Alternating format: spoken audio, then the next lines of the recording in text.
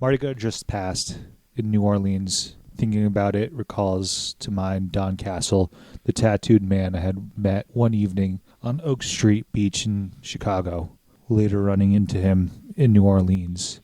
He was a rather strange man, an ex-junkie freak show worker and poet tattooed from a line circling his neck like a collar to his wrists on both arms and his ankles on both legs. There was a large red rose tattooed on his penis. He delighted in telling about pretty much everyone, describing in detail the discomfort and pain he had suffered at the time of the actual tattooing. He lived alone, and he claimed kindredship with spirits from another world. He was something of a mystic, talking for hours on end about God, what God is, what God wants for mankind, and how after death God absorbs into his being, representative of central life force, the entity we know as ourselves. He was a lonely man, and often spoke lovingly of his days as the tattooed man in a sideshow, when he knew the India rubber man, the fat woman, the bearded lady, the sword swallower, the snake charmer, geeks, midgets, circus people, roustabouts, clowns, animal trainers, tightrope walkers, trapeze artists, all kinds of people connected with sideshows and big tops. For some reason, he had gotten away from all that, no longer in touch with the only element he felt comfortable in. He was vague about what had happened, but I gathered from conversational bits he had started using drugs. Finally, getting hooked eventually, having a run-in with the police, having served time. At any rate, he felt like he could no longer go back. This was a short story called The Tattoo Man by Herbert Huncke from his collection, The Evening Sun Turned Crimson. Hello, and welcome back to the library. And before we get lost amongst the stacks, I want to reintroduce my guests again this week. How's it going? Mr. Vernacular Spectacular himself. Hi, Davis Peck. Hey, how are you doing, Davis? Oh, pretty good. Really questioning our elder's choice in literature, or just based on this guy's story. Like, it's a classic example of don't meet your heroes, I guess. I mean, some of these people actually enjoyed him for the reason that we're talking about, but who knows? I also think there's some reasons why that we all enjoy this generation of writers that broke through, and yeah, we'll talk about that in a second. Iconoclasm. Before we get too bait, I want to acknowledge the two sources I used for all these episodes. Obviously, American Hipster, the Times Square hustler who inspired the beat movement by Hillary Holiday. I didn't share this in the first couple episodes, but I just wanted to say that I found her book in a free little library in the Old North End in Burlington. It was like one of the first thoughts when I was describing what I wanted to do as a podcast to you, Davis, that like realistically I saw her book. I had two different other people in mind to start a podcast. This was the third one. I went, yeah, let's do Herbert Huncke and actually do this one for real. And here we are. Nice. I just hope that book was shrink wrapped. Again, it was the PG version of his life. There's nothing PG about his life.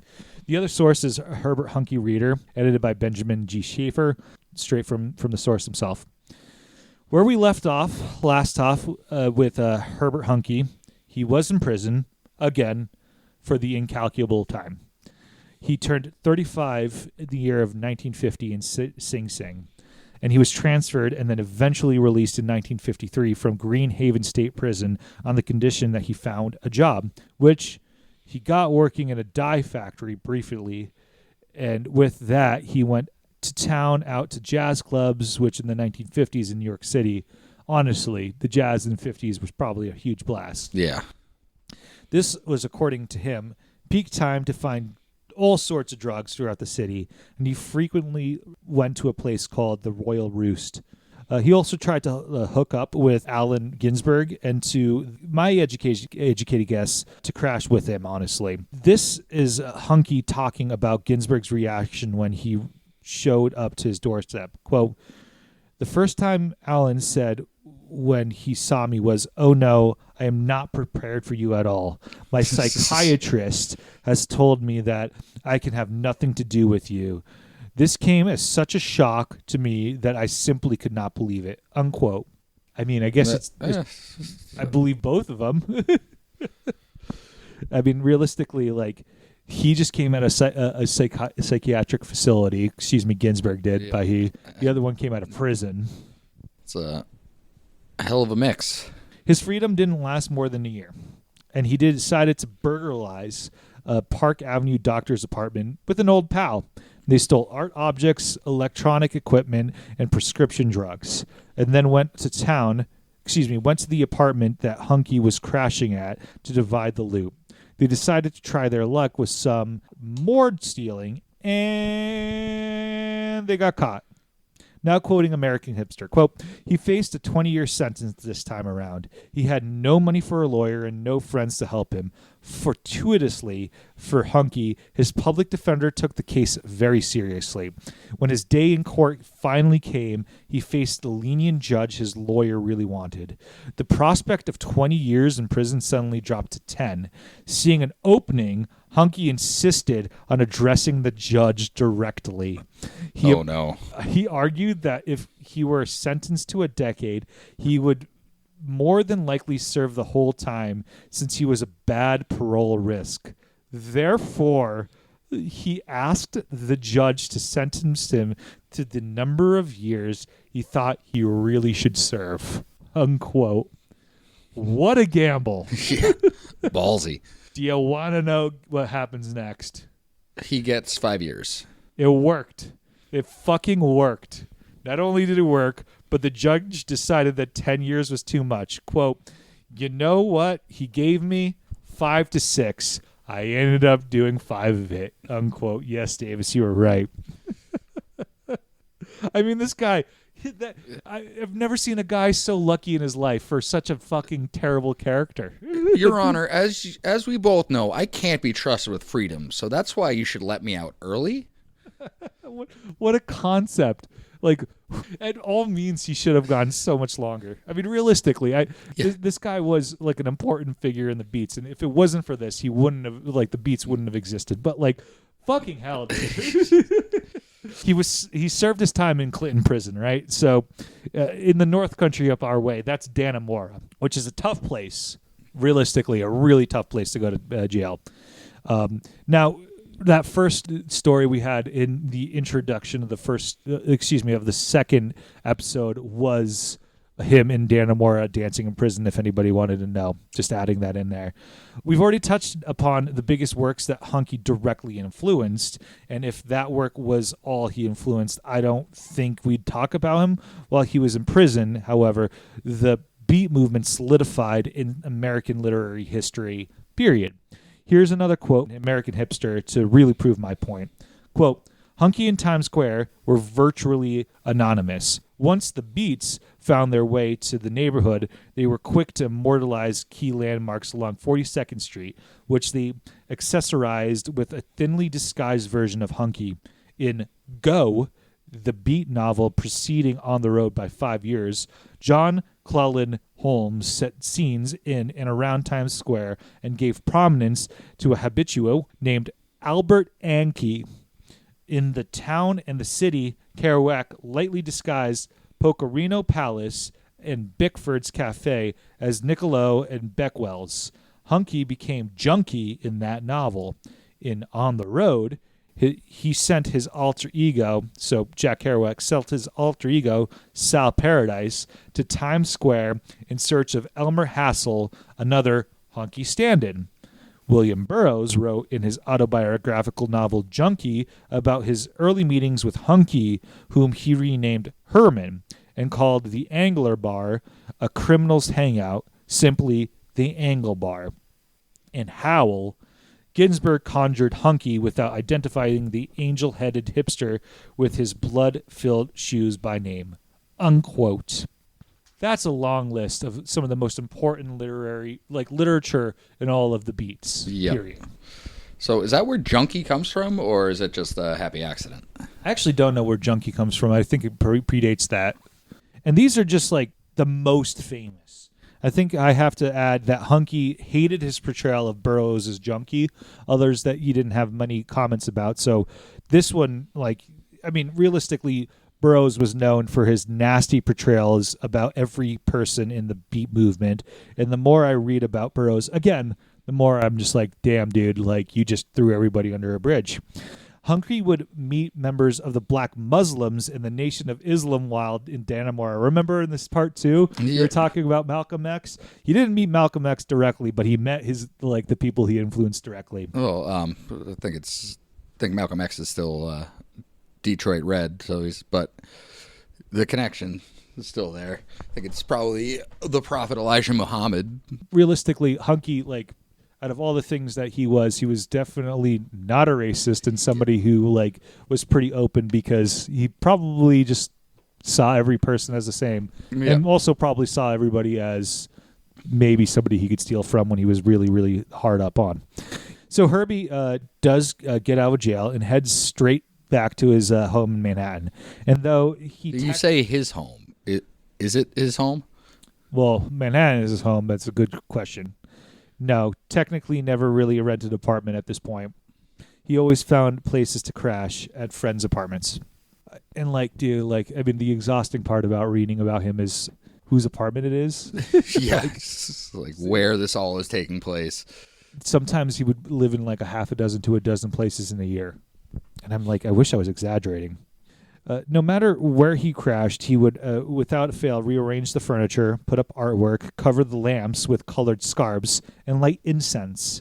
He would make it his home.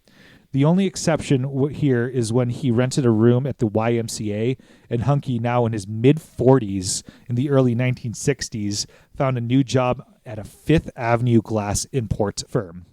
He earned a pretty decent living as well, which, of course, fueled his drug habits.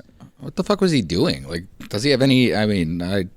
He clearly has some skills, but does he have any transferable skills to the business world? This guy had charisma. They really did. He had to have charisma, right? Yeah. There's nothing about him where, all his friends still liked him after fucking getting shit stolen from him. Yeah. Getting them arrested. Yes, seriously.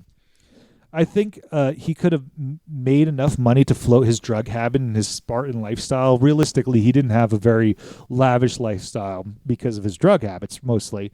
However, we are talking about a career petty criminal here. Herbert figured out that there is a certain number of items that are written off as damaged in transport. He would set a few boxes onto the side and sold them in the black market. What stopped him wasn't getting caught.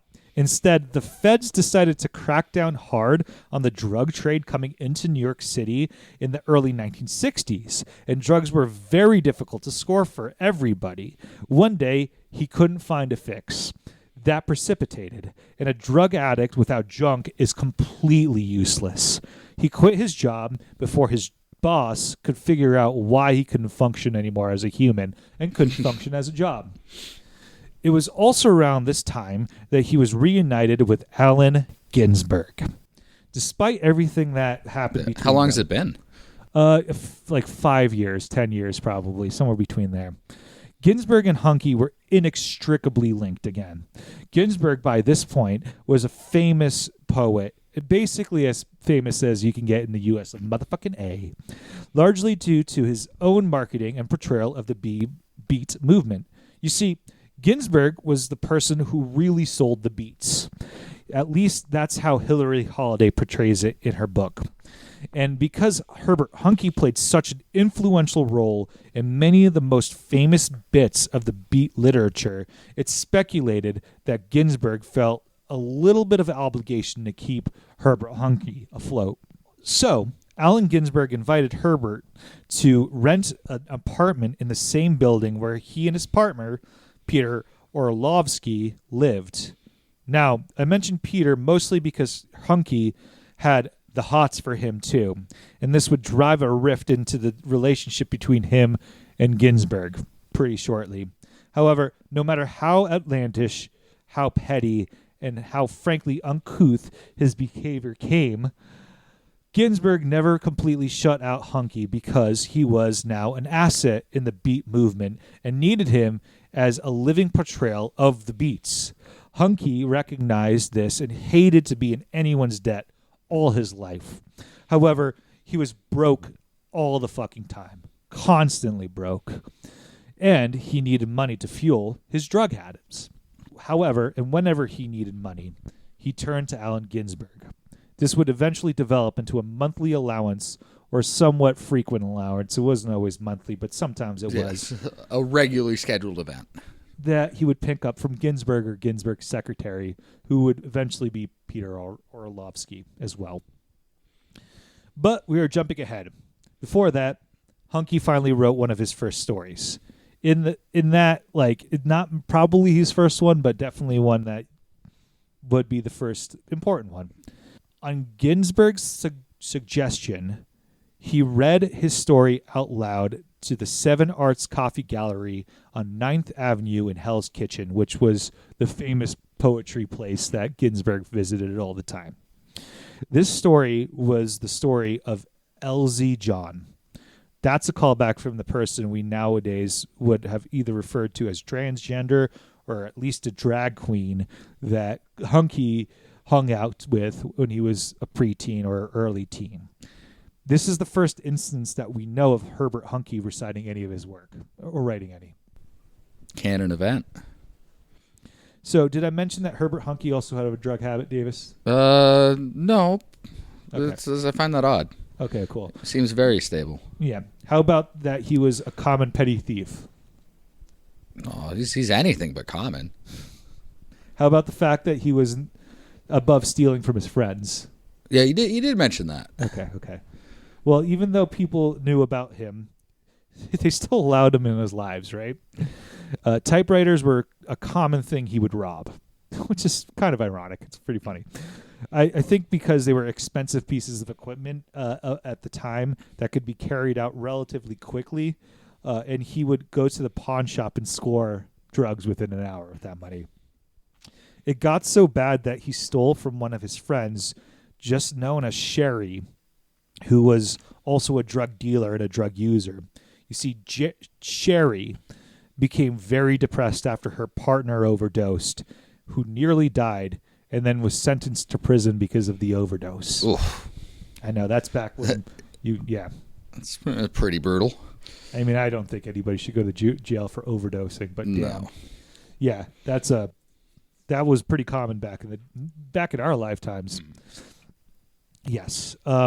She turned to watching television all day to deal with her depression, and Herbie stole her television. Oh, what a guy. Within a few weeks or months, it's hard to say, Sherry was dead. And people believe it was because of that stealing. Yep, that stands to reason. Really dark. Herbie, at the end of the day, wasn't a good person. Did he ever express any modicum of guilt? Or sometimes, yeah. I mean, you can read in his writing, yeah. As I mentioned in an earlier episode, Herbert Huncke had a long list of friends who are in the late tweens and early 20s all throughout his life. The older he got, he would still get people who are admiring him regardless. It's like that really fucking horrible joke in, is it Fast Times at Richmond High? Yep. Yeah. You know what I like about this play? I'm not even going to recite it, but it's just funny that it's Matthew McConaughey. I get older, they stay the same age. Yeah, it's rape, buddy. It's like, what are you doing? I guess, like, I don't know. Our parents' humor was pretty crazy, but I also watched Wedding Crashers yesterday or 2 days ago, and holy crap, did that not age well at all. That movie does not age well. Nope, not at all. He always had like a female confidant, but also men were always in his life, young men, regardless. We're not going to go over all of them. There really is just too many. One I have to mention is, and I don't really know how to pronounce her name, but Ila Kokinen, who is a woman originally from Finland. Isla, I think it's Isla, and Huncke had a physical relationship, which is a rare thing with Herbie. It's mostly because he was rarely in any straight relationships, but also his heroin addiction had basically eradicated his libido at this point. Isla is also the person who believed that Huncke could and should publish the stories he was writing as long as he was able to make them presentable to editors. Isla was in her early 20s at the time. He was in his mid to late 40s. She began typing out his work in 1961. Now, by presentable, does that mean editing, or does that just mean writing it legibly so they can read it? More the latter than the former than you'd expect, yeah. In July of 1961, Herbie was arrested again for possession of a hypodermic needle. He was out in jail in October, and by November he was in prison again on drug charges. But mostly because he was so well known by the cops that they could basically just arrest him for being him. Hey, my numbers are low. Where's Huncke at? Seriously, that was basically what was going on at this point. In it's the 60s, and I'm sure they just needed to catch a break. His drug habit got so bad by 1963, he was sent to Bellevue Hospital in New York City for the insane, which was sent because in the 60s, that was basically the only version of a rehab clinic. He had a $20 a day habit in 1965. Jesus. That's $205 today. That's unbelievable. What's that in grams? But that's also heroin. It's I don't know how much heroin costs. Don't get me wrong. But that is an expensive habit. It wasn't all drugs in jail. Herbie did eventually compile a small book of short stories. One of his friends, Diane DePrima, established the Poets Press, and she published Huncke's Journal in 1965. This was only the third volume published by the press themselves. The book was only 78 pages length in total, with 20 stories, some not more than a page, period. However, we read some of the excerpts earlier, and the language is striking yet simple in its presentation. It really reads like a lot of the other things that you get from the beats, in my view. However, the storytelling is brilliant. It is beautiful. I do have to say that when we first originated, said the quote from Jack Kerouac that he's one of the greatest storytellers of the time, I can believe it. There had to be something about him that had charm. Because we are talking about... a despicable human being. Otherwise, yeah.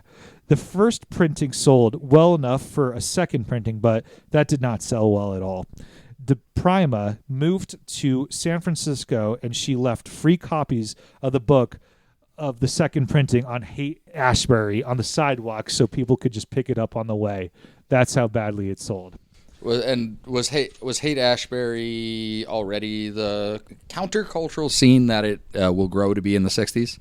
I don't know if it was at the point that she moved, but at one point we will talk about Haight-Ashbury that it was absolutely that way. Good question. What kept Huncke afloat, of course, was money from Allen Ginsberg, as we said, specifically from his nonprofit, the Committee on Poetry, or COP, or COP, which is funny and coincidentally the same word for meaning to score drugs and do them. I think that was done on purpose. Yeah, it was probably done intentionally. Yeah. Wealthy donors would give to this nonprofit, one of whom was a woman called Panna Grady, or Pan of Gravy, as the poets who received it. No, pretty good. Because she was overly generous and she was a wealthy contributor. Not much to know about Panna Grady at the moment other than she sometimes slept with some of the people she contributed with. I just think that was important because you don't really see those wealthy donors sleeping with male. Yeah, there was no physical relation with Herbie and her that I could think of. Just that occasionally she specified that contribution that she provided that day had to all go to Herbie exclusively, which is crazy. Now, was that, of course it's charity, was that because she was particularly moved by his work or particularly moved by his circumstance? I think there's a few things going on here. First off, people contribute to the arts more back in the day, more than you would expect. We touched upon this before, but the billionaire class does not do enough for the arts, period. The millionaire class doesn't either in their current life because they want to eradicate the arts by AI, in my view. Secondly, the arts were more revered and like a socially acceptable thing to contribute as like a highbrow societal thing. Like, I contributed to poets. This is what I do, right? Yeah. It's a nonprofit. It's a tax deduction, but great, whatever. Thirdly, we have fucking Ginsberg, right? Who at one point or another, I think he was just a great salesman of like the writers he was working with. Like, he really was able to portray that. And fourth, Herbie is Herbie, right? She met Herbie. Something about Herbert Huncke. People were welcoming enough for this massive junkie that stole shit from them constantly from under their nose to go get more junk and do crazy drugs like benzos and fucking heroin under their nose and allowed them to live with him. Yeah. What a crazy fucking you got to have some redeeming qualities somewhere. His writing was passionate. He definitely had compassion for people. Oh, he was a real one for sure. She took a look. Yeah, okay. So even though his first book wasn't a commercial success, Ginsberg insisted that Huncke compile a second volume, right? Many of the early stories that we put in this couldn't be fit in that small initial volume. It would eventually get into the second one. He started compiling these stories, which included the story of Elsie John, in a book called The Evening Sun Turned Crimson in the mid-1960s. However, it would be more than a decade and a half before it was published. You see, the hippie movement began in the USA, and the Beats were no longer the hip new thing. And Herbert Huncke, understanding where the party will lead him, decided that San Francisco was the place to be as well. I think he was following DePrima. In 1967, at the age of 52, he moved to the city by the bay. Oh, wow. You could probably tell that a skinny, beat, middle-aged junkie wasn't going to fit in the peace and love hippie scene. He met up with Deanna DePrima, who, from my understanding, either was a leader or at least helped organize the events for the Diggers, which was a radical community action group of street actors that held left-wing ideological, basically like acting shows, fighting for things like civil rights, women's movements, the ecology movement, and the anti-nuke movement, just to name the big ones. Are you familiar with the Diggers at all? Just their namesake. They were a radical group during the English Civil War who was trying to, basically proto-Marxists, trying to eradicate private property back in the 1650s, 60s, I want to say. Yeah. Don't quote me on that, though. Absolutely. Yeah, that's where it comes from. Actually, finding it like info on the Diggers are harder than you expect online. Oh, no, because they erased it. Yeah. Well, the CIA did, right? Well, or the not FBI. even the CIA, just the powers of reaction the at the too, time. Yeah. Yeah. Well, I mean, I would assume that the CIA or the FBI had something to do with it too. You're talking about the second Diggers. Oh, both, I guess. Yeah. Yeah, they just probably erased all of it. So he was scheduled to read some of his works in one of the events that they hosted. They called their events happenings. The hippie movement was so corny at times, man. Like, it really was. On the fucking nose. Yes, so on the nose. I mean, it's kind of tough to talk about the hippies now with a straight face. Yeah, well, I mean, part of it was what they were saying then, and the other part's what they're saying now. Same people who voted for Reagan. He was canceled because the Diggers didn't feel like his stories fit their political messaging. This isn't to say that he didn't read his work when he was in San Fran. He did occasionally, and like I have to note now, he was an incredibly gifted orator, and he was charming. How else would this drug fiend, petty criminal, living space moocher make his life? He was constantly in and out of prison, and I think there was a place and time for him, and it was right after the WW the sequel, when all sense of decency was thrown out the window for a short period of time, at least was thrown out for like these people, you know what I mean? Hippies are notorious moochers themselves, in my view. That, or they are well-off individuals disguised as hardworking, saw the year of people. Most hippies came from some sort of money. Mm-hmm. So it makes perfect sense to me how he kept having friends, and I think today he might honestly have been pretty savvy at social media if it wasn't for the fact that he was lazy. I don't know though, 100%, because I suck at the socials. I think, in my personal view, those especially talented at social media, well, maybe, and I say allegedly and not legally binding, might be on the touch of the sociopathic. Oh, but certainly. I digress. Certainly sociopathy, but you also got to wonder how much of it is just a function of the mass production of content and whatever sticks, and then we draw a circle around it after the fact. Herbie, being him, couldn't help himself. He and a friend of his, they figured out a new scam, which was innovation, which was selling the fake version of lysergic acid dithylamide. Oh, that fucking asshole. Otherwise known as acid, LSD, blotter, doses, and the occasional mimosas if you're having a real fun, or instant zen. Now quoting Holiday from American Hipster. Quote, wearing a trench coat with a pocket full of blotter paper dotted to look like the popular hallucinogen, he plied his trade on Haight-Ashbury. It actually worked for a while as one hippie after another fell for the ridiculous scam. Then one day, a past customer recognized Huncke on the street and began striding toward him in a purposeful rage. In the moment that he spotted the man at the opposite end of the block, he takes off his shoe. Huncke realized he was about to be hit by a car. The next thing he knew, the car propelled him off the sidewalk and slammed him against a storefront's plate glass window.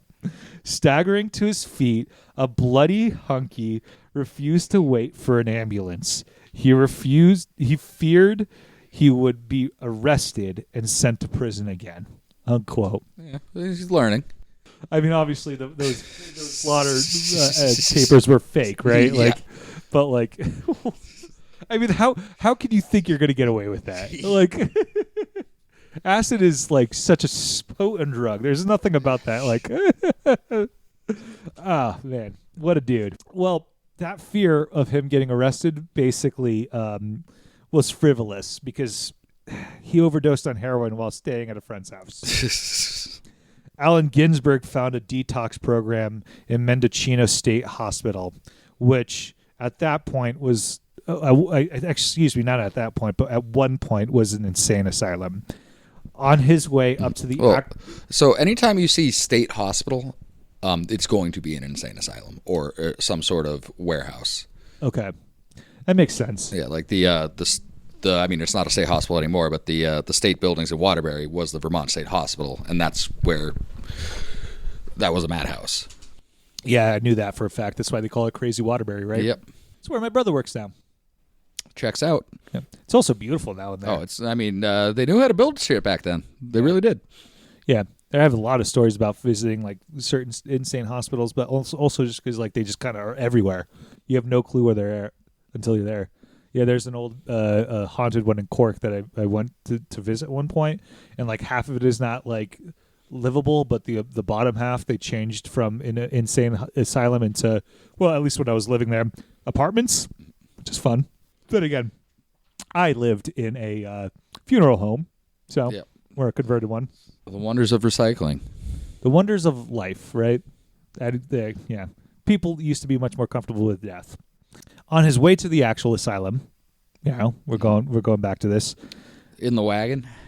No, he was with a couple of friends. The people who were transporting him, they stopped at a diner. He was still pretty fucked up, right? Messed up human being. He nodded off, and then he slammed his face on a plate of pancakes. Nice. Honestly, if it wasn't for the fact of where he was going, that's pretty hilarious. Well, I mean, frankly, it's probably better for him to be passed out, at least for intake, than being awake for it. Huncke eventually had to leave California. Most of the time, in my view, like what I read is he was in that like detox center, or that quasi detox center, which sounds like a lot of people who are famous. I mean, name literally anybody out of the Boston area who was famous who had to go to the detox center. Cough, cough, hint, hint. Which one, the Wahlbergs? No, who's the other famous person? Ben Affleck? Ben Affleck, yeah. Oh, did he go to detox? Yeah, he's constantly in and out for alcohol abuse. I always assumed that was just coverage for him dealing with the J-Lo fucking... Well, J-Lo keeps going back to him because of it. I know. Yeah, but I mean, up until the Diddy stuff. Is she implicated in it? Yeah. Well, not explicit, not legally implicated, but those two have a pretty long connection. That makes sense. I mean, I assume that J-Lo and Diddy are like in the same. So I think she is legally implicated because she took a gun charge for Diddy. Really? Yeah. There you go. Page 6 stuff here. All right. All allegedly, I got to say. At least at that point. It is my understanding that it has been alleged. From there, instead of going to New York City, he flew to Albany, New York. This wasn't just an accident. He didn't just end up in Albany.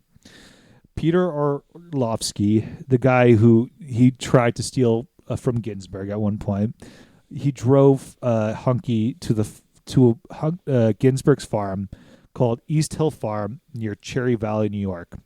You see, Ginsberg had become very successful to the point that he bought a farm in the Caterpillar region in New York State.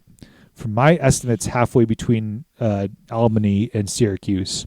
This farm and all that I have learned from it was complete abject failure. Ginsberg had no clue what he was doing with farming. He also invited all his beat friends, which, lest you forget, do not know how to farm. They're drug addicts and petty criminals.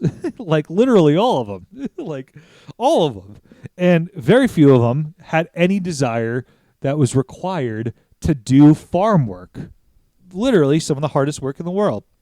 And even at that point in the late 60s, early 70s, the farm lacked electricity. I'm pretty sure, if I remember correctly, it had only a outhouse at one point. So I think one day I will just talk about his farm by itself because the many crazy people and how the outlandish shit that just happened there. I can't imagine the hijinks that took place. But Huncke didn't fit in at all, as you can imagine. He didn't like the rural agrarian lifestyle. Is he firmly in mascot territory at this point? Yeah, we'll talk about that. He found his way back to the big bad city. Even though Huncke had little personal success in his life, he was well enough to have been interviewed by a Canadian TV show and then on WBAN, a New York radio station, and the station wanted to cast him as the prototypical junkie. It really is fun to think of Huncke the junkie, isn't it? Well, if you can't see anything here or say anything about Huncke otherwise, he definitely had street smarts. And also, he had an innate sense of self-preservation, though perverse. But we will get to that shortly. Huncke knew he was on the interview to admit that he regretted his lifestyle choices. And I have to fully disclose here, I really do not agree with anything that he says about opiates or really agree with opiates in general. I have some libertine ideas of drugs, I think, for some people, but hard opiates can really fuck you up quickly in permanent ways that are unreversible, hence Herbert Huncke. I actually find very few medical reasons why opiates should exist other than treat pain, and that is always a temporary and extreme measure. Trust me as somebody who has had painful injuries. I mean, trust anybody in the rugby team who has, right? Jesus Christ. However, I think this response shows his poise and tact and is characteristic of his entire lifestyle. Quote, I know he would have loved for me to say, junk has ruined my life.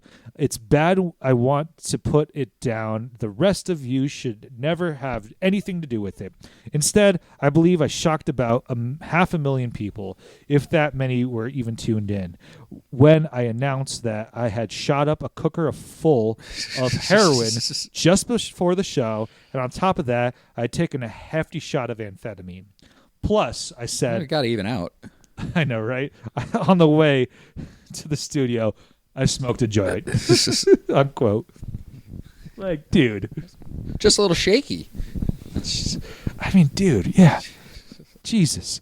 And even with all this absurd drug abuse, Herbert Huncke still outlived the two most emblematic human beings of the beat movement, Jack Kerouac and Neil Cassidy. And they they did die due to alcohol, both of them, realistically, both of which needs to be talked about separately.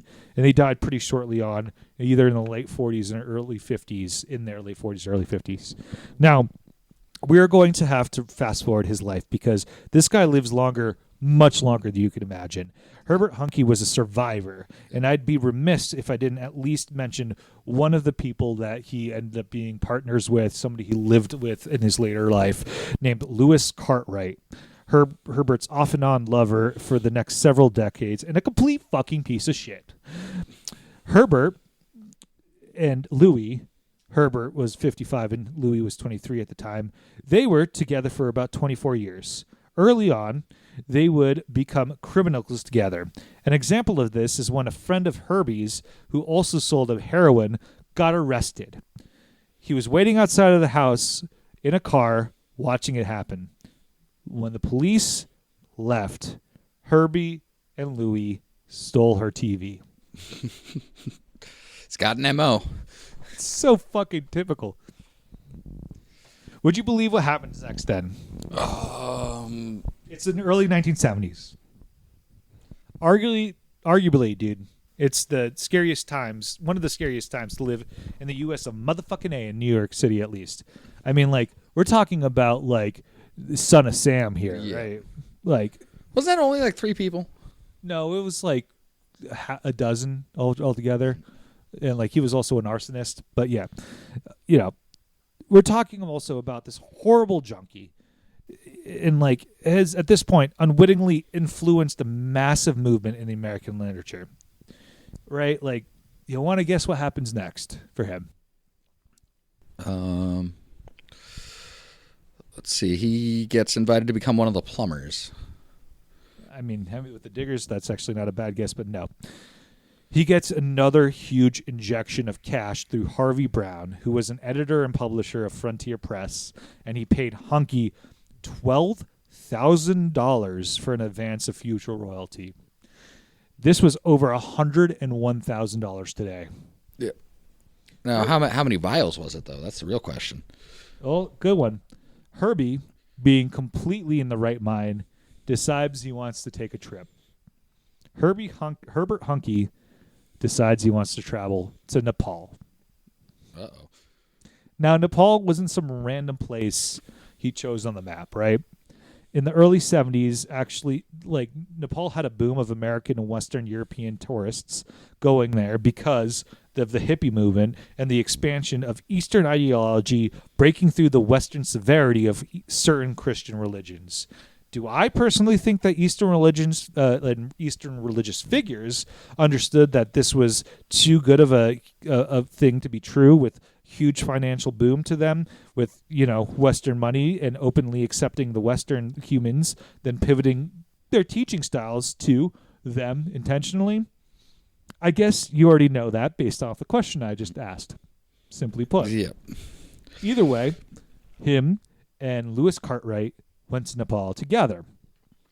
Huncke would travel along the so-called hippie trail, famous for the hippies that traveled it. You get get it? Yeah. It's funny, right? Hippie trail, hippies traveled there. Yep. Yeah. So is that like following the Beatles and shit? Or is that a different? Yeah. Yeah. Yeah. Yeah, exactly.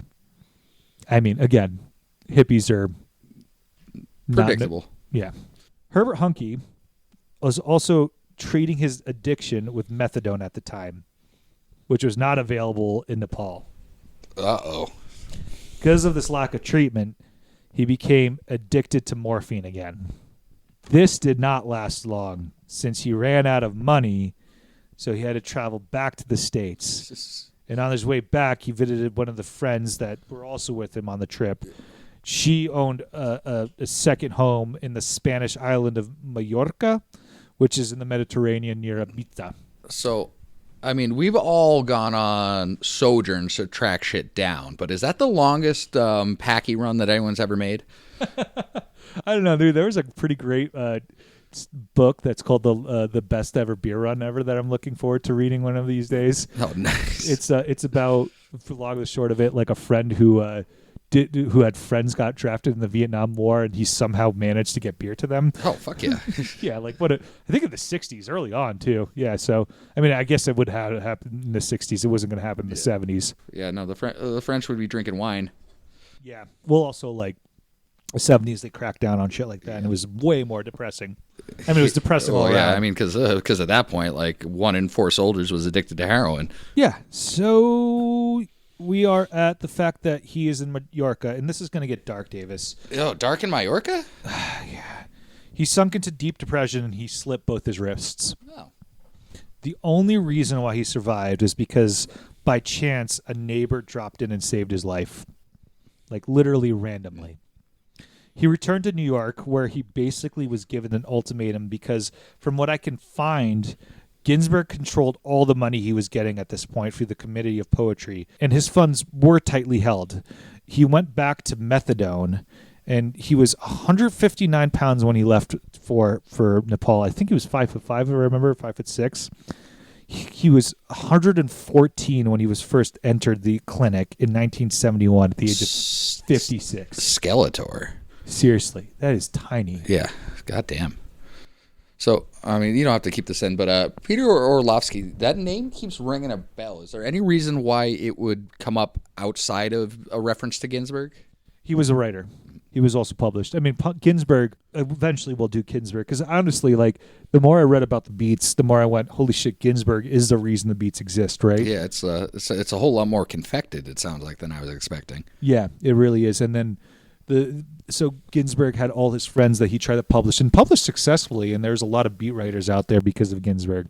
Huncke is one of them, but Huncke also, as we mentioned, we'll talk about more, right? In the 1970s, for him, were pretty, like, peaceful comparatively. He would give readings to New York City folk mainly, and he was almost entirely funded by the cop. Just because he was on methadone, though, didn't mean he kicked his heroin habit. Which is fucking nuts. He somehow was able to mix the two successfully enough not to die, and constantly increasing quantities. Well, to be honest, it sounds like he found a way to take the edge off of heroin, and more power to him. By taking more heroin? Well, by taking diet heroin. It's like he was still doing heroin. Well, I'm treating my diabetes with half Diet Coke and half regular Coke. This is a dumb question, but can't you also die of diabetes from Diet Coke? I don't think so. I think that's the one actual use case for it, diet soda. But I mean, that's not to say that the stuff they put in won't kill you in other ways. But obviously, he used smack as a crutch to be able to even perform his readings, right? With one story of him curled up in a fetal position that I read before going on stage, he was freaking out, saying that like he just couldn't do it, and then he was fine after taking a shot of dope. What, did he dose himself first? Well, he dosed himself after, and probably also took some benzos, because, again, remember, he's constantly on benzos, too. Yeah, we keep talking about the heroin, but you got to remember the benzos. The biggest disruption in his life was his relationship with Louis Cartwright. Everything about this guy meant that he was a completely self-entitled, obnoxious loser, immature, perpetually unemployed, a drug fiend, and a petty criminal, to say the best about him. I just cannot believe this dude existed. Herbie, at least, had some charm and storytelling ability. Yeah. Louis had absolutely no redeeming qualities about him. I'm sorry, anybody who's like related to him, if you ever listen to it, but like, dude, this guy sucked. An example of his behavior is that Louis, knowing that, of course, Herbie, where Herbie got his money, showed up to Allen Ginsberg's apartment drunk one day, demanding money. He was a frequent drinker, something that I'll touch about. At one point, Herbert Huncke stopped drinking. He actually despised alcohol and like said it was terrible. But then again, like, dude, you have no leg to stand on. You're a heroin addict. But Louis liked alcohol. After Ginsberg refused to hand him money, Allen waited a little bit until like the belligerent Louis left. When he finally opened the door to his apartment, he had a present waiting for him. Oh, is this the first flaming bag of shit? It was not a flaming bag of shit. It was just a pile of shit outside his front door. Yeah. Nice. Just a huge pile of human feces. Ginsberg cleaned it up, right? Ginsberg, again, like, I think he was a pretty nice dude. I mean, well, also that, like, if they're all addicted to heroin, like, how long did it take to make that fucking movement? Like, sitting there for like 20 fucking minutes, I mean, just there's pinching probably one a off. reason why he had that movement was because he was addicted to heroin, right? And like, that movement was coming one way or another. Oh God, that must have been awful. Like, it was probably not solid at all. No, Jesus it was Christ. not. Yeah, and like the story says that, like, basically Allen Ginsberg was with Peter at the time, and Peter said, dude, like, Ginsberg never held grudges, and eventually he did give money to Lewis just to get him off his back, but like not because of this story. Allen just like kind of knew where his bread was buttered, right? Like I said, the 70s were a more routine time for Herbert Huncke. He wasn't in and out of prison for the first time, and that partner, Cartwright, was basically all he had other than him telling him stories. It was in 1980 when he finally published his second book, another set of stories. The only publisher that would take it was Cherry Valley Editions, which is also the name of the town where Ginsberg's farm was located. This was a full 15 years after he first compiled his first set of stories. The best description I got from the book was by Arthur Knight from Small Press Review. Quote, "Loneliness, shame, and guilt are the emotions Huncke experienced most often, yet he never loses the ability to transcend his anguish. Even in his most perverse and desperate moments, he feels love or compassion for others," unquote. Which, like, dude, that goes a long way. Yeah, I mean, if only he had a sense of humor, he might have been a good stand-up comedian. He had some sense of humor, not like, I mean, he was too fucked up to do that, right? He could barely write. Like, everything about, so I didn't write too much about this, but everything about his work had been compiled heavily by other people. Like I said in the first one, everybody's helping him out trying to publish. It's unbelievable how much help this guy had. The book itself sold pretty well for a small town publisher. It didn't make him a ton of money, but it sold steadily, which was happy. He also sold a few stories to Playboy, which it's an old trope, like, for people talking about Playboy articles back in the day, like that. But they were a real thing. Yeah, exactly. Like, I know it was a dirty magazine, but like that was the trope, right? People like said, "I'm buying this for the articles," but like people like Hunter S. Thompson and Charles Bukowski were writing for them, right? The other writers that wouldn't be able to get published otherwise that we know today.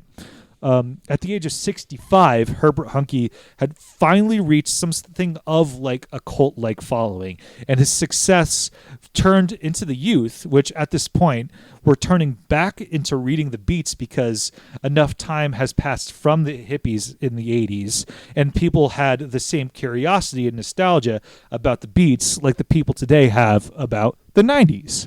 Less so about literature, but you know, like, kind of grunge and Britpop and all that. Like, I mean, I'm sure that like things like Octavia Butler's works are going to get popular pretty soon in the literary movements and stuff like that. No, but it doesn't fit into the Orwell heuristics, so it's not going to go anywhere. Well, I mean, Orwell transcends time in some ways at this point. I mean, Orwell is worth the read. Orwell deserves to be in the canon, but I think it's awful simplistic.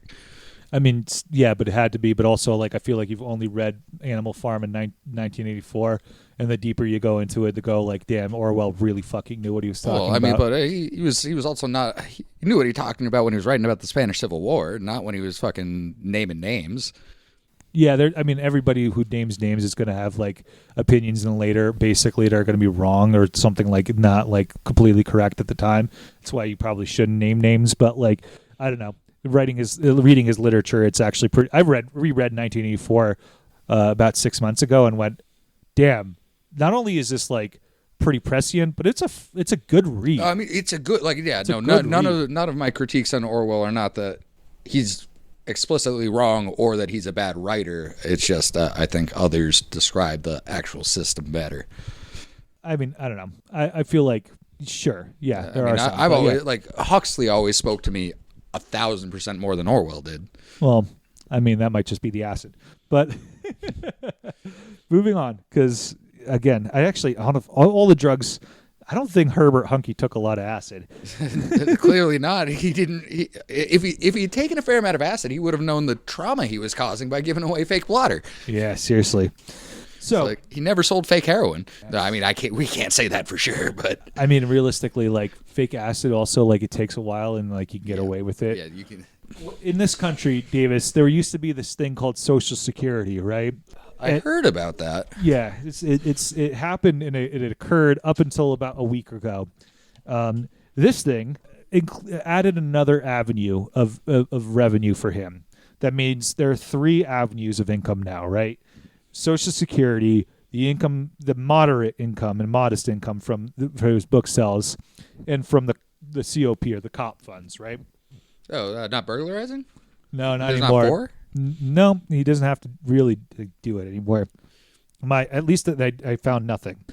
So, fast forward 5 years, in 1985, he's 70. He was interviewed by an LGBTQ plus magazine. They interviewed him on his works and about his sexuality. He outright refused to label himself as a gay man, basically saying that he hated being labeled, and also stated that I've never been hung up on any dude that came along. I play by both rules anyway. There have been lots of women I've made scenes with, and I like women very much, so I don't know what that makes me. I don't care. It's all sex anyway, is the way I figure it. I prefer versatility. End quote. Just fine. And like it's kind of true that he did hook up with women from time to time. So like, I mean, I was going to ask, was this like coming from a place of shame or a place of trying to accurately describe identity? And it sounds like the one thing this man doesn't have is shame. No, I think this is the one place that he might have shame for at this point in his life, which is kind of sad because where it's true that he did hook up with women, right? Like, I don't think it was something that he was always constantly trying to pursue. It wasn't a drive so much as a situation. Yeah. Also, he mentioned that in prison, you wouldn't consider yourself that ever, right? So, like, he always constantly had that thing on the back of his head because if you thought yourself as a gay man, you would take advantage of. And, like, dude, this guy was in and out of prison forever. Furthermore, and we're talking about, dude, 1985, right? Like this is the period of American politics that's arguably the most conservative ever. And that's saying something today. But like let's be real, like there were hardly any dissenting voices of the Reagan economic period, Reagan in general. Ronald Reagan won every single state in the election that in 1984, the previous year, with the exception of Minnesota, right? Furthermore, the AIDS crisis was in full swing, and somehow how did he manage to dodge the 4-H disease? Who the hell knows? Every time I learned about this guy and like how long he lived, I kept going, how did he miss this? Yeah. How the hell did he miss this? Yeah, right. That was the first thing I thought of. Somehow, all the hypodermic needles and the occasional lovers, even when he was 70 and as a heroin addict all his life, he fucking missed HIV. I just think that is a miracle. Like that is nothing short of a miracle. The main reason why I included this was not to counter his statements, but because this was like a time where gay community was just so objectively suppressed, and the gay community wanted somebody who would be like, is this still GERD's time? Yes, that would. Yeah, this was. Yeah, absolutely not GERD's, but because GERD is gastro. No, because I'm pretty sure like before we settled on HIV, like there was like a gay acquired. Yeah, no, GERD is what I have. It's like massive acid reflux. No, just like pointing out that like the gay community was looking for a spokesperson. They were looking for public figures of representation, and it's not like the beat writers weren't openly gay. Like honestly, when you read about like some of Herbert's works, he wasn't as open as you would think until like later on when he was talking about his life. Yeah, and it's also important to remember what their intended audience was when they were writing the story first, because it sounds like with him in particular, these were my reflections that were put out as opposed to an attempt to make a piece for public consumption. Yeah, and like Allen Ginsberg and William S. Burroughs were both open about their sexuality. They were both gay men, and like I just really think that Herbert Huncke it's Grids. Grids, yep. Yeah, geez, I just remembered that. Yeah, we're I just think he couldn't be vulnerable. Speaking of Burroughs, Huncke and him would reunite later in life and would hang out more than they ever had before. Huncke was invited to Burroughs' 70th birthday. Lewis Cartwright was explicitly not. Cartwright caused a scene at the door, screaming, "Fuck everybody" at the top of his lungs constantly. And when the bouncers refused his entry, he somehow snuck in around another entrance. Inebriated as all hell, Lewis was found by Huncke dancing with a woman with a bottle of booze in his hand. Huncke got him the hell out of there before anything else could happen. Huncke also began reading more often in many different cities in North America, specifically around the Northeast. Montreal was his hotspot. In his 70s, and with a moderate amount of success, and with high society friends like Billy Burroughs himself, do you want to guess? Any overlap with like a Leonard Cohen or anything like from the? Not Leonard Cohen, but Andy Warhol. I didn't realize he had a Montreal connection, or that's probably more the New York stuff. Yeah. I don't know anything about Leonard Cohen. He did start hanging out with the high-end people realistically in his older age. What's Herbert's next move, right? Like he's high-end. I mean, history tells me he's got to go smash a window somewhere, but it's close. He finally picks up his cocaine habit at the age of fucking 70. Well, I guess that's when you start flagging. That's when you need it. Well, even later, dude. He's later than 70.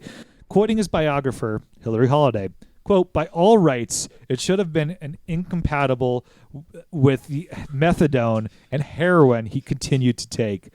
But Huncke's slight frame withstood drugs of all kinds in many potential lethal combinations. As a hard-partying old man, he was a remarkably resilient specimen of drug abuse as his lifestyle. Although his dependencies caused him innumerable problems, it didn't kill him," unquote. And I think it's important right now to remind everybody he was also a habitual chain smoker. That's the least of our concerns. And it's just now getting to be the point of remarkability because, I imagine prior to everyone was chain smoking. As 1990 approached, Herbert Huncke had found and formed a support system of lifelong friends and young admirers that would be with him for the rest of his life.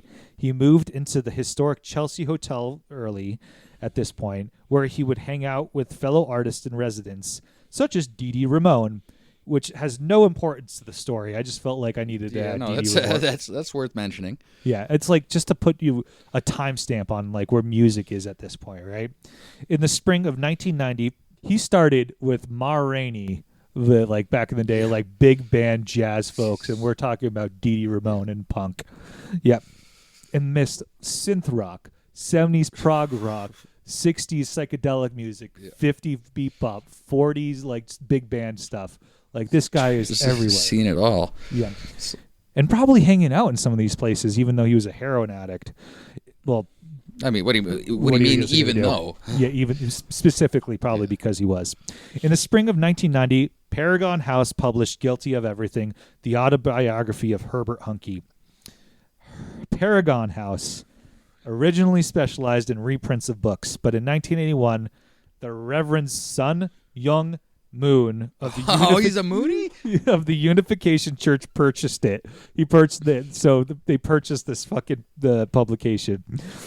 Moon and his followers, known as Moonies, are a very controversial, very conservative church to minimize their influences on worldwide politics. Hey, don't knock the Washington Times. An example of their influence is that they directly assisted the CIA in the Contras during the Iran-Contra scandal.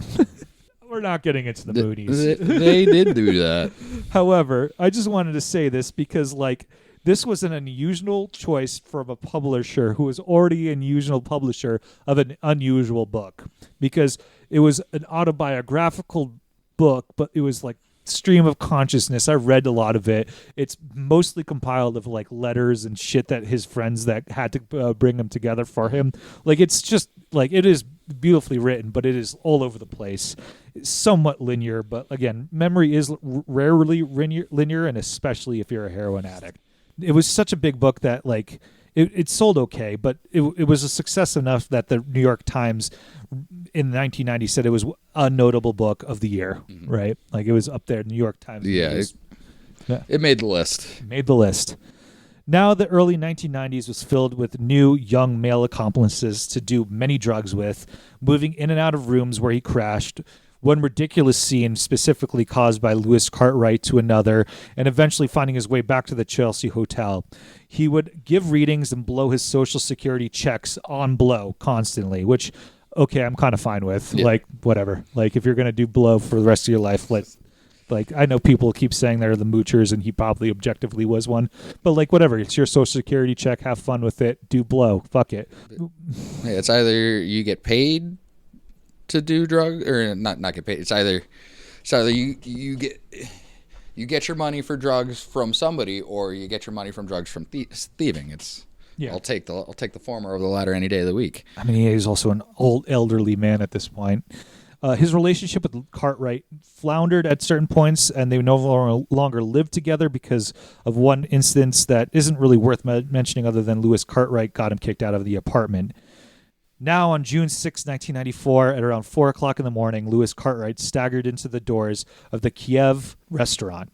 He had been stabbed multiple times and was bleeding profusely. Oh, jeez. It's believed that he was killed over either a drug deal that had gone wrong or a dispute about money that Lewis had while panhandling. For the last month or so, Lewis, before he died, was living on the streets. Now, when Herbert learned about this, he was obviously absolutely devastated. At that point, a young filmmaker was one of these helpers, and he was actually filming Herbert throughout his life. And there's actually somewhere out there that footage of this elderly man being told that his middle-aged partner was violently murdered, which is nuts. Oof. Brutal. He loved this human being, even though that Cartwright was really a piece of shit. Like I've minimized his life. Like people did not like. He's not the subject, but there. But still, instead of wallowing in his grief, though, Herbert Huncke went on tour. That's right. If you live in England or Belgium in the early 1990s, you could see Herbert Huncke displaying his works in a venue near you. What, he's fucking selling out theaters in Ghent? The opposite. The tour was an unmitigated disaster. Huncke was 80 years old at the time, and the years of drug abuse did not make him spry. In order for him to even perform, they had to find cocaine for him to take in order for him to be able to get on stage. The person who organized the tour... I just want to see what was in his rider. Jesus, right? Suzanne Hines of Neptune Music was also incredibly disorganized. She often scheduled venues without knowing how much they would pay, and there was more than several that didn't pay anything at all and would underpay. Almost all of them didn't pay enough for them to make the fucking venue worth it. The London press, not known ever for their tact, also ripped into Huncke. Quote, "He's got chronic asthma. He needs federal permission to get out of the States on account of his methadone program he's on. But boy, does he look good. Just right for the part of the tough, see-it-all lowlifer. He has just snorted a line and seems unaffected by gloom." Unquote. Well, I mean, it'd be nice to be unaffected by gloom. I get it now. He returned to New York after a disastrous tour. In 1995, he got a room in the Chelsea Hotel. This time, it was financially supported by the Rex Foundation, which is the Grateful Dead's charitable foundation. Jesus Christ. Robert Hunter, the longtime Grateful Dead lyricist, and a lot of the greatest Robert Hunter songs are the ones that you would know by the Dead. So was Jerry just the guitar guy? He wrote sometimes, but Robert Hunter was specifically Jerry Garcia's lyricist for a lot of songs. Yes, but there was a second lyricist that really helped other people in the band, right? Basically like Bruce Springsteen writing music before he started his performing career. Yeah, or like Chris Christopherson or something. But Robert Hunter never really played music. There are other people. We're not going to get into the Dead, right? I'm sure people who love the Dead are screaming into the microphone who they are. But thank God Jerry also wrote lyrics too. Yeah. But so Robert Hunter was the person who helped him out with it. Was all I have to say. Huncke at this point, in 1995, at 80 years old, only weighed 90 pounds. 0.090 pounds. He was allotted 100 milligrams of methadone daily. Most addicts weighing far more than him, sometimes double him, were only given 25 to 30 milligrams. That's the average. Yeah. That's the daily, like fucking 4 times as much. Furthermore, every time he got a check, he would just spend it all on blow, hosting parties with young admirers in his room at the age of fucking 80, which is baller. Like, I'm sorry. Like, yeah, I don't agree with it, but that is unquestionably a baller move. Yeah, well, I mean, it's a victory tour. Like, I mean, you take the drugs out of it. I saw my grandfather basically do the same thing as he was approaching the end. This party couldn't last much longer. He had fallen, and one of the young admirers and his longtime helper at this point assisted him when he found him covered in blood. However, before going to the emergency room, he insisted on dressing himself nicely. Quote, spending a good 20 minutes picking out clothes and an ascot to wear to the hospital, unquote. Fucking ascot. He wouldn't leave this hospital at this point. There were some nights he would be heard calling for Marguerite, his mother, while still delusional. Of course, this didn't stop him from requesting his friends to smuggle cocaine into his hospital room. As Hillary Holiday stated, quote, the parties he hosted at the Chelsea hotel had simply moved to Beth Israel, unquote.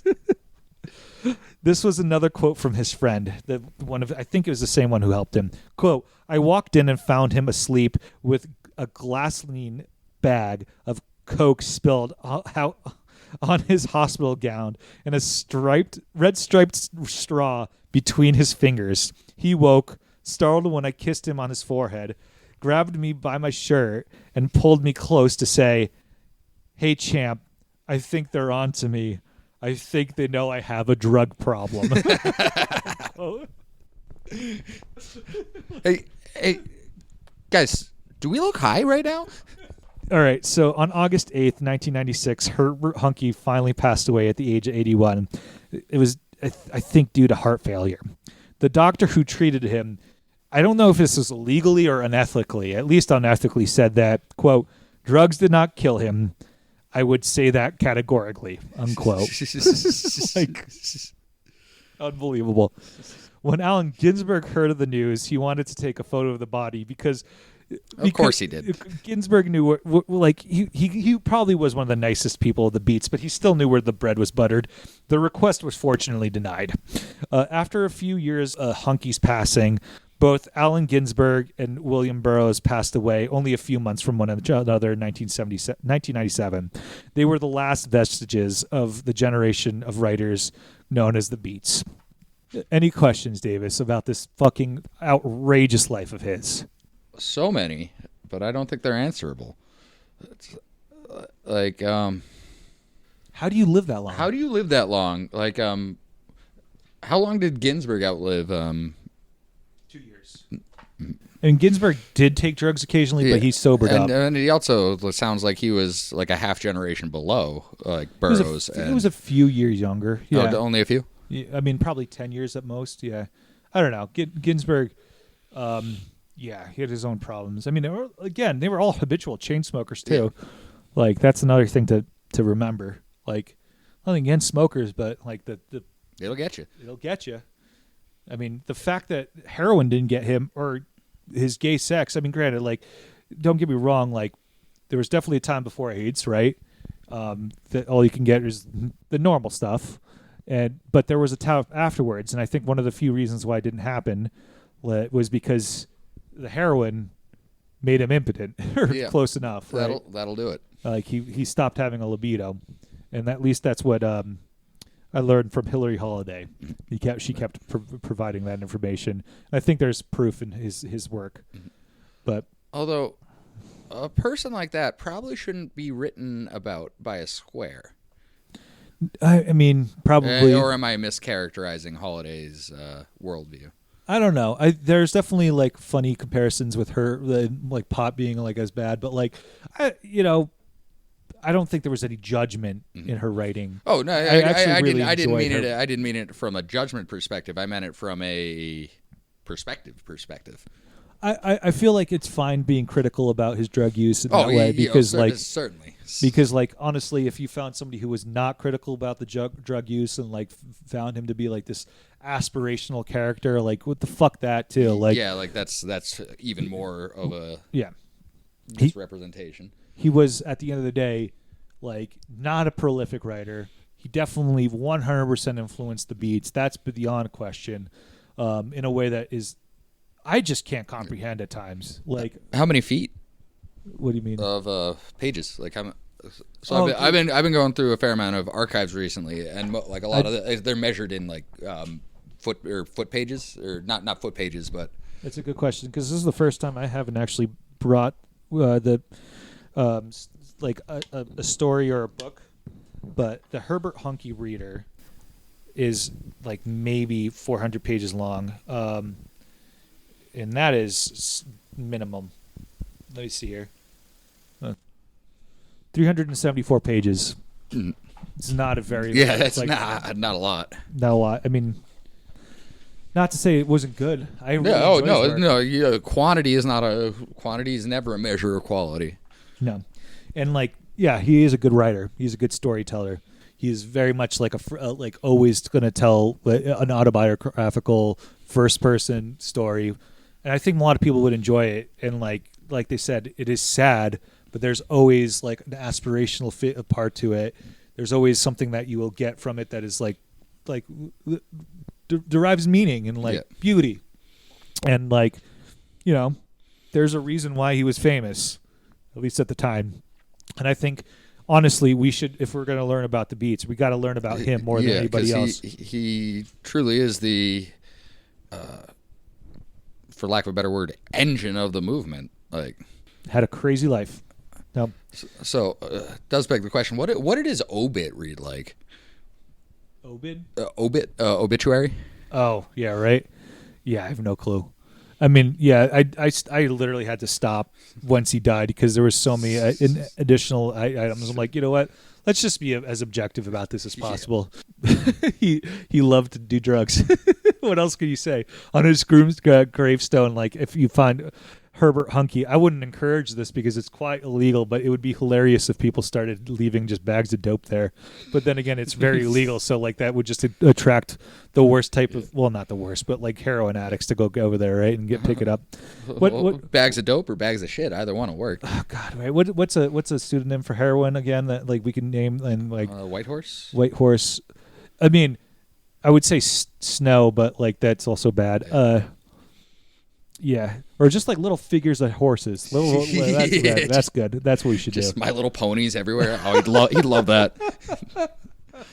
All right, yeah, it's the official stance. If you find Herbert Huncke's grave, I think he was actually not buried. He was, if I remember correctly, he was cremated. So sorry. All right, okay, stop with the morbid shit. I'm gonna plug my Patreon, which is just Lost in the Library Podcast. Also, lostinthelibrarypodcast@gmail.com.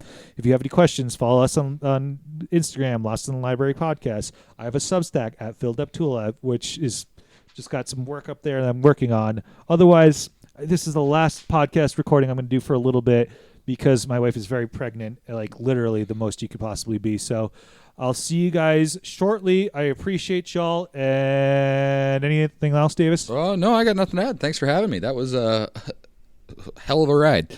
Hell of a ride.